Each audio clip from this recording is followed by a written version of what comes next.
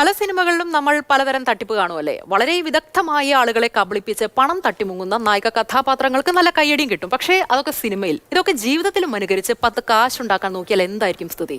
ഇതാ കാണാം.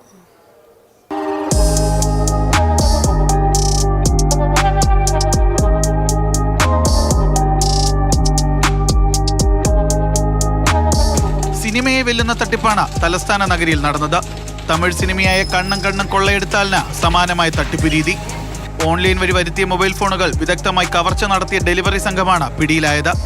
ഫ്ലിപ്കാർട്ട് വഴി വില കൂടിയ മൊബൈൽ ഫോണുകൾ വരുത്തിയ ശേഷം കവർച്ച നടത്തുകയായിരുന്നു. പോത്തൻകോട് അയിരൂർപ്പാറ സ്വദേശി അരുൺ, പോത്തൻകോട് കല്ലൂർ സ്വദേശി അജ്മൽ എന്നിവരെയാണ് മംഗലപുരം പോലീസ് പിടികൂടിയത്. വ്യാജവിലാസത്തിൽ ഓൺലൈൻ വഴി മൊബൈൽ ഫോണുകൾ ഓർഡർ ചെയ്ത് വരുത്തുന്നതായിരുന്നു രീതി. തുടർന്ന് മേൽവിലാസക്കാരൻ ഓർഡർ മടക്കി അയച്ചതായി കാണിക്കും. ഓർഡർ തിരികെ ഡെലിവറി സ്ഥാപനത്തിൽ എത്തിക്കുന്നതിന് മുൻപായി പാക്കറ്റിലുള്ള മൊബൈൽ ഫോണുകൾ പ്രതികൾ കൈക്കലാക്കും.